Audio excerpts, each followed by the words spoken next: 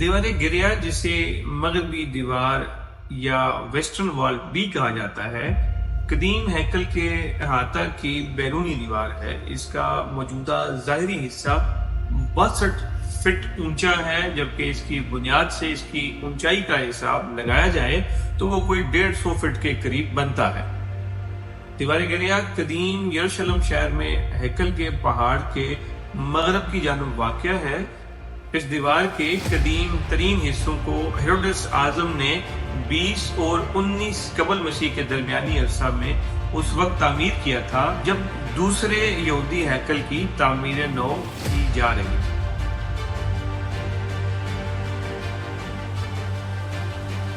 یہ دیوار 1600 فٹ لمبی ہے، لیکن اس کے سامنے تعمیر کیے گئے مکانات اس کی زیادہ تر لمبائی چھپا دیتے ہیں۔ دیوار گریا قدیم شہر یروشلم میں واقع یہودیوں کی اہم مذہبی یادگار ہے۔ یہودیوں کے بقول 70 عیسوی کی تباہی سے ہیکل سلیمانی کی ایک دیوار کا کچھ حصہ بچا ہوا ہے، جہاں 2000 سال سے یہودی زائرین آ کر رویا کرتے تھے، اور اسی لیے اسے دیوار گریا کہا جاتا ہے، جبکہ مسلمان اسے دیوار براق کہتے ہیں۔ ہیکل سلیمانی در حقیقت ایک مسجد یا عبادت گاہ تھی جو حضرت سلیمان علیہ السلام نے اللہ کے حکم سے جنات سے تعمیر کروائی تھی، تاکہ لوگ اس کی طرف منہ کر کے یا اس کے اندر عبادت کریں۔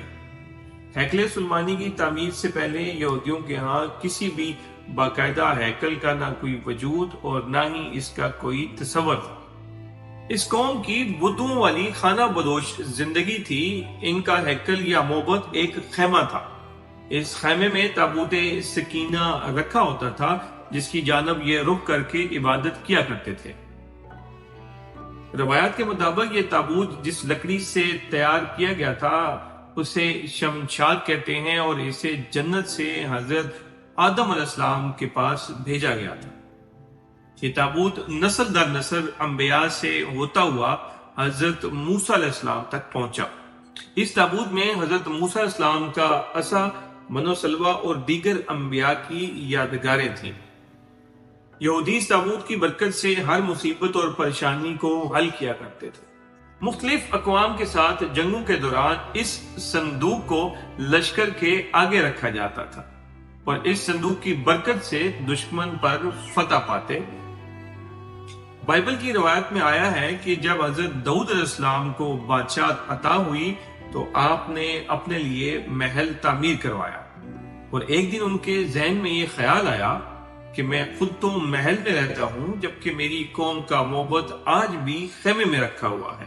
جیسے بائبل میں ہے، بادشاہ نے کہا میں تو دیودار کی شاندار لکڑی سے بنے ہوئے محل میں رہتا ہوں، مگر خداوند کا تابوت ایک خیمے میں پڑا ہوا ہے۔ چنانچہ آپ نے ہیکل کی تعمیر کا ارادہ کیا، اور اس کے لیے ایک جگہ کا تعین کیا گیا۔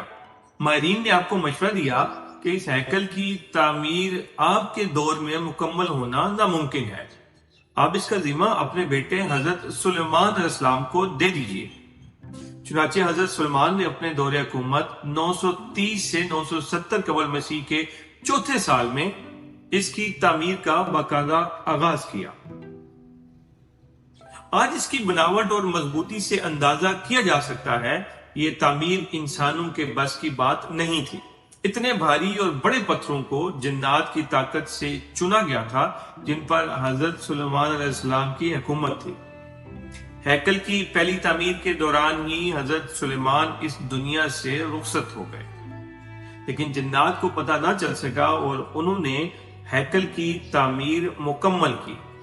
یہ ہیکل یا مسجد بہت عالیشان اور وسیع و عریض تعمیر کی گئی تھی۔ حضرت سلیمان علیہ السلام کی وفات کے بعد اس کے 3 حصے کر دیے گئے۔ بیرونی حصے میں عام لوگ عبادت کیا کرتے تھے، اگلے حصے میں علماء جو کہ انبیاء کی اولاد میں سے ہوتے، اس کی جگہ عبادت تھی۔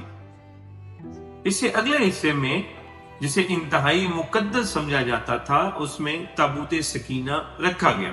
اس حصے میں کسی کو بھی جانے کی اجازت نہیں تھی ماں سوائے سب سے بڑے عالم کے۔ وقت گزرتا رہا، اسی دوران بنی اسرائیل میں پیغمبر معبود ہوتے رہے، یہ قوم بد سے بدتر ہوتی رہی۔ یہ کسی بھی طرح اپنے گناہوں سے توبہ طائب ہونے یا ان کو ترک کرنے کے لیے تیار نہیں تھی۔ یہ ایک جانب عبادتیں کیا کرتے اور دوسری جانب اللہ کے احکامات کی صریح خلاف ورزی کیا کرتے۔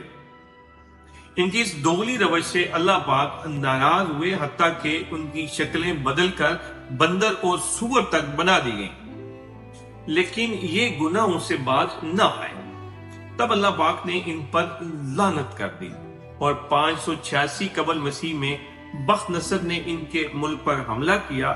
ان کا ہیکل مکمل طور پر تباہ و برباد کر دیا گیا اور ہیکل سے تابوت سکینہ بھی نکال لیا گیا۔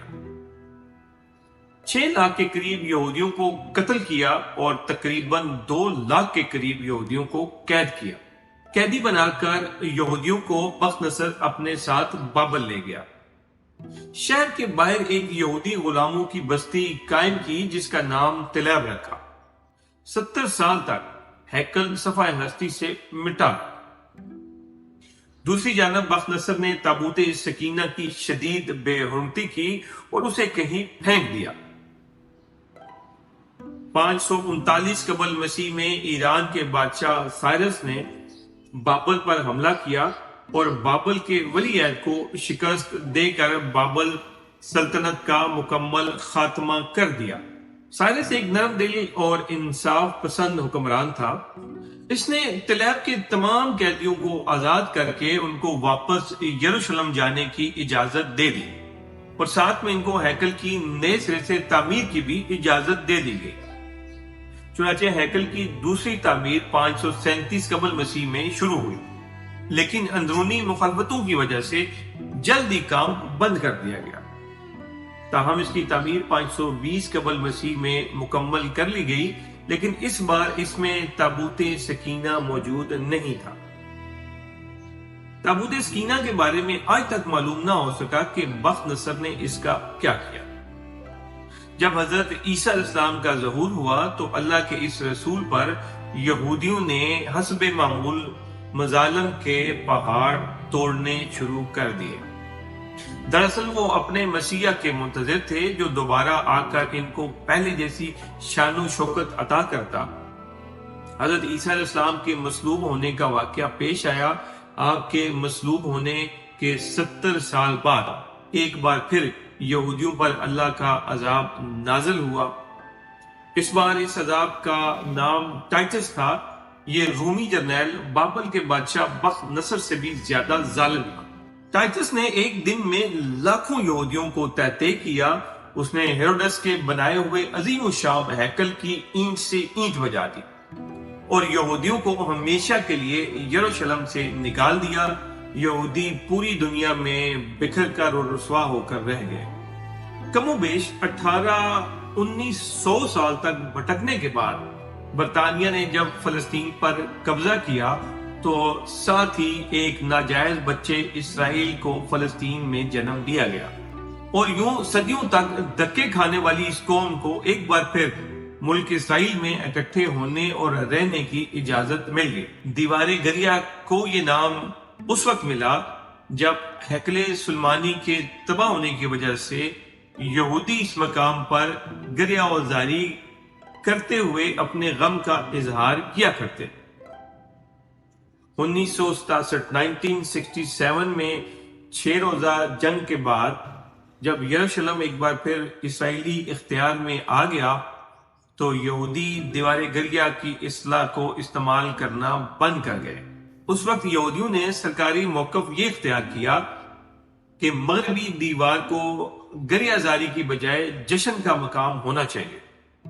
ہر سال اگست میں تشا باؤ کے دن یہودی اپنی دونوں ہیکلوں کی تباہی کی یاد میں روزہ رکھتے اور عبادتی نوحہ کی کتاب اور دیگر مرثیوں کی تلاوت کرتے ہیں۔